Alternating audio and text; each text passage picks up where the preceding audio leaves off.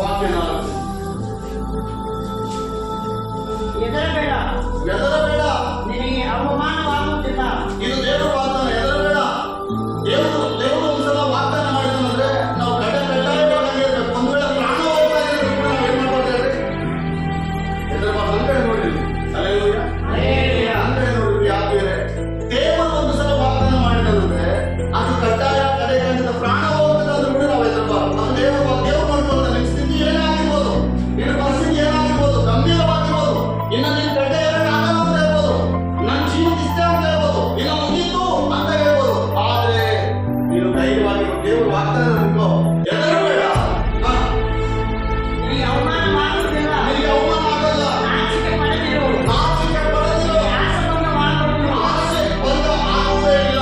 ಯೌವನದಲ್ಲಿ ನಿನಗಾದ ಅವಮಾನವನ್ನು ಮರೆತು ಬಿಡುವಿ. ನಿನಗಾದ ಅವಮಾನವನ್ನು ಮರೆತು ಬಿಡುವಿ. ಮರೆತು ಬಿಡುವಿ. 3 ವಾಗ್ದಾನ ಯೆಶಾಯನಿಗೆ 3 ವಾಗ್ದಾನ ಮಾಡ್ತಾರೆ ಅಂತ ಹೇಳಿ ಹೇಳ್ತೇವೆ. ಫಸ್ಟ್ ವಾಗ್ದಾನ ಏನು? ನನ್ನ ಕಡೆ ನೋಡಿ, ನೀವು ವಾಕ್ಯ ಕೇಳ್ತಾ ಇದ್ರೆ ನೀವು ವಾಕ್ಯ ಗಮನಿಸ್ತಾ ಇದ್ದೀರಾ? ಹೆದರಬೇಡ. ಫಸ್ಟ್ ವಾಗ್ದಾನ ಯಾರಿಗೆ? ಯೆಶಾಯನಿಗೆ. ಈ ಯೆಶಾಯ ಪ್ರವಾದಿ, ಇನ್ನೊಬ್ಬ ಪ್ರವಾದಿ. ಈ ಯೆಶಾಯ ಕೂಡ ಒಬ್ಬ ಪ್ರವಾದಿ. ಈ ಪ್ರವಾದಿ ಜೀವಿತದಲ್ಲಿ ನಡೆದಿರುವ ಕಾರ್ಯಗಳಿಗೆ ದೇವರೇ ಸ್ವಯಂ ದರ್ಶನ ಕೊಟ್ಟು ಯೆಶಾಯನಿಗೆ ಹೇಳ್ತಾರೆ, ನೀ ಹೆದರಬೇಡ. ಯೌವನ ಪ್ರಾಯದಲ್ಲಿ ನಿನಗಾದ ಅವಮಾನ ಅಂದ್ರೆ ಯಾವಾಗ ಸೇವೆ ಮಾಡಿದಾನೆ ಯೆಶಾಯ? ಒಳ್ಳೆ ಯೌವನ ಪ್ರಾಯದಲ್ಲಿ ಸೇವೆ ಮಾಡಿದ್ದಾನೆ. ಅನೇಕ ಅವಮಾನ ಆಗಿದ್ದಾರೆ, ಅನೇಕ ನಿಂದಿಸಿದ್ದಾರೆ, ಅನೇಕ ದೂಷಿಸಿದ್ದಾರೆ. ಅವೆಲ್ಲ ಆದ್ರೆ ಈಗ ಗಟ್ಟಿಮುಟ್ಟಾಗಿ ನಿಂತಿದ್ದಾನೆ ಯಾರು? ಯೆಶಾಯ. ನನ್ನ ಆತ್ಮೀಯ ಸಹೋದರ ವಿಶ್ವಾಸಕ್ಕೆ ಪರೀಕ್ಷೆ ಯಾವಾಗ ಬರ್ತದೆ ಗೊತ್ತಾ? ನಾವು ದೇವರಲ್ಲಿ ಗಟ್ಟಿಯಾಗಿ ನಿಂತಾಗ ಮಾತ್ರ ನಮ್ಮ ವಿಶ್ವಾಸಕ್ಕೆ ಪರೀಕ್ಷೆ. ನಾವು ಜೊಳ್ಳ ಗಟ್ಟಿ ಅಂತ ಗೊತ್ತಾಗಲ್ಲ. ಯೆಶಾಯ ಅದೇ ಹೇಳ್ತಾರೆ, ನೀವು 3 ವಾಗ್ದಾನ ಮಾಡ್ತಾ ಇದ್ದಾನೆ. 3 ವಾಗ್ದಾನ, ಎರಡನೇ 3 ವಾಗ್ದಾನ ಯೆಶಾಯ ಸೇಮ್ ವಾಗ್ದಾನ. ನೀನು ಹೆದರಬೇಡ. ನೀವು ಯೌವನದಲ್ಲಿ ಅವಮಾನ ಮಾಡ್ಕೊಂಡು ಬಿಡಬೇಕು. ಹೋದ್ರೆ ಅವಾಗ ಮತ್ತೊಂದ್ಸಲ 54. ಹೆದರಬೇಡ, ಹೆದರಬೇಡ. ನಿನಗೆ ಅವಮಾನವಾಗುವುದಿಲ್ಲ. ನಿನಗೆ ಅವಮಾನವಾಗುವುದಿಲ್ಲ. ನಾಚಿಕೆ ಪಡದಿರು. ನಾಚಿಕೆ ಪಡದಿರು. ನಿನಗೆ ಆಸೆಭಂಗವಾಗುವುದಿಲ್ಲ. ಇಲ್ಲಿವರೆಗೂ ನಿನ್ನ ಜೀವಿತದಲ್ಲಿ ನಿನ್ನ ಮುಖದಲ್ಲಿ ನಾಚಿಕೆ ಇದೆಯಾ? ಏನೋ ಬೇರೆ ಬೇರೆ ವಿಧದಲ್ಲಿ ಬೇರೆ ಬೇರೆ ಕೆಲಸದಲ್ಲಿ ಅನೇಕರನ್ನು ನಿಲ್ಲಿಸಿ ನಾಚಿಕೆ ಇದು ಮಾಡಿದಾರ? ಭಯಪಡಬೇಡ. ದೇವರು ವಾಗ್ದಾನ ಮಾಡ್ತಾ ಇದ್ದಾರೆ, ನಿನಗೆ ಯೌವನದಲ್ಲಿ ಆದ ಅವಮಾನ ಸಂಪೂರ್ಣವಾಗಿ ಮರೆತು ಹೋಗುವೆ. ನಿನಗೆ ನಾಚಿಕೆ ಆಗಲ್ಲ, ಆಸೆ ಬಂದ ಆಗಲ್ಲ. ನೀನು ಹೆದರಬೇಡ. ಯೆಶಾಯನಿಗೆ ಕೂಡ ಅದ್ಭುತವಾದಂತ ಆ ಲೇಖನದಲ್ಲಿ ನೋಡುವಾಗ ಅದ್ಭುತವಾದ ವಾಗ್ದಾನಗಳು ಯೆಶಾಯನ ಜೀವಿತದಲ್ಲಿ ನಡೆದ ಕಾರ್ಯಗಳು ನಾವು ಈ ಯೆಶಾಯ 50ರಿಂದ ನಾವು ಓದ್ತಾ ಹೋದ್ರೆ ಭಯಂಕರವಾದ ಕಾರ್ಯಗಳು. ಆ ಬೈಬಲಲ್ಲಿ ನಾವು ನೋಡುವಾಗಪ್ಪ ಇಂಥ ಕಾರ್ಯಗಳು ಯಾವ ರೀತಿ ದೇವರ ರಚಿಸಿದ್ರು ನಮಗೆ ನಂಬಿಕೆ ಇಲ್ಲ.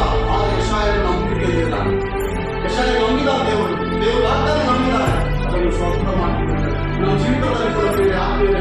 ದೇವರು ವಾಗ್ದಾನ ಮಾಡ್ತಾ ಇದ್ದಾರೆ, ನೀವು ಹೆದರಬೇಡ. ನಿನಗೆ ನಾಚಿಕೆ ಆಗಲ್ಲ. ನಿನಗೆ ದೇವರು ನಾಚಿಕೆ ಆಗ್ತದೆ. ದೇವರು ಜೀವಿತದಲ್ಲಿ ನಾಚಿಕೆ ಆಗ್ತದ? ದೇವರು ಜೀವಿತದಲ್ಲಿ ನಾಚಿಕೆ ಆಗ್ತದ? ದೇವರು ಎಲ್ಲಿರುವ ಅಲ್ಲಿ ನಾಚಿಕೆ ಆಗ್ತದೆ. ದೇವರು ಎಲ್ಲಿರುವ ಅಲ್ಲಿ ಭಯ ಇರ್ತದೆ. ದೇವರು ಎಲ್ಲಿರುವ ಅಲ್ಲಿ ಕೊರತೆ ಇರ್ತದೆ. ದೇವರಲ್ಲಿ ಇರಲ್ಲ. ಒಂದು ವೇಳೆ ಕೊರತೆ ಇರ್ಬೋದು, ಅದು ಕೊರತೆಯಿಂದ ನಾನು ಅವನು ಸುಂಪಿ ಮಾಡಿದ್ರೆ ದೇವರು ಹೇಳ್ಕೊಡ್ತಾರೆ. ಮನುಷ್ಯರಿಂದ ಆಗಲ್ಲ. ನೀನು ಕೊರತೆ ನಿಲ್ಲಿಸಕ್ಕೆ ನನ್ನ ಕೈಲಿ ಆಗ್ತದ? ನನ್ನ ಕೊರತೆ ನಿಲ್ಲಿಸಕ್ಕೆ ನಿನ್ನ ಕೈಲಿ ಆಗ್ತದ? ನಾನು ಎಷ್ಟೋ ಸಲ ಪ್ರಾರ್ಥನೆ ಮಾಡ್ಕೊಂಡು ದೇವರೇ ಅಲ್ಲ, ಯಾರು ಸಹಾಯ ಮಾಡಿಲ್ಲ. ದೇವರು ಮಾಡುವಾಗ ಎಲ್ಲ ಕೂಡ ನೆರವೇರುತ್ತೆ. ನೀನು ಎಷ್ಟೋ ಸಲ ಪ್ರಾರ್ಥನೆ ಮಾಡ್ಬೋದು, ದೇವರೇ ನನ್ನ ಕುಟುಂಬದಲ್ಲಿ ಕೊರತೆ ಇರಲ್ಲ. ಯಾರ್ಯಾರು ನೀನು ಎದ್ದು ನೋಡಿರ್ತೀವಿ, ಯಾರು ನೀನು ಕೊರತೆ ಪೂರ್ತಿ ಮಾಡ್ಲಿಕ್ಕೆ ಆಗಲ್ಲ. ಬಟ್ ದೇವರು ಮಾಡಿದ್ರೆ ಅದು ಕೊರತೆಯಾಗಿ ಕಾಣಲ್ಲ. ಅದು ಒಂದು ಕೊರತೆ ಬಂದು ಅಂತ ಕೊರತೆ ಹತ್ತು ಬಂದು ಅದು ದೇವರು ಆಗಲಿ.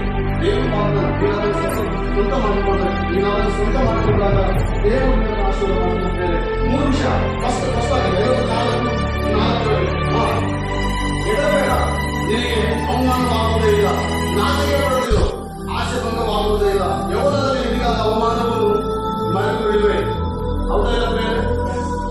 ಯೌವನದಲ್ಲಿ ನಿನಗಾದ ಅವಮಾನ ಅಂದ್ರೆ ಯಾವ ಸೇವೆ ಮಾಡ್ತಾ ಇದ್ದೇನೆ? ಯೌವನಸ್ಥರು ಯಾವ ಸೇವೆ ಮಾಡ್ತಾ ಇದ್ದೇನೆ? ಯಾವ ಸೇವೆ ಮಾಡಲಿಕ್ಕೆ ಹೇಳಿ? ಯಾವಾಗ ದೇವರಿಗಾಗಿ ನಿಲ್ಬೇಕು ಹೇಳಿ? ಯೌವನಸ್ಥರಿಗೆ ಯಾವಾಗ ನಿಲ್ಬೇಕು ಹೇಳಿ? ದೇವರಿಗಾಗಿ ಯಾವಾಗ ನಿಲ್ಬೇಕು ಹೇಳಿ? 5 ಜನರಿಗೆ ತೊಂದರೆ ಇಲ್ಲ. 5 ಜನರಿಗೆ ತೊಂದರೆ ಇಲ್ಲ. ಹಾಗೆ ಅವ್ರಿಗೆ ಪ್ರವಾದಿಗಳಿಗೆ ಯಾರು ಶಿಷ್ಯರಿಲ್ಲ. ಯೆಶಾಯನಿಗೆ ಶಿಷ್ಯರೇ ಇಲ್ಲ. ಎಲ್ಲಿಗೆ ಶಿಷ್ಯರೇ ಇಲ್ಲ. ಯೆಶಾಯನು ಬಹಳ ಕಷ್ಟ ಅನುಭವಿಸಿದ್ದಾನೆ.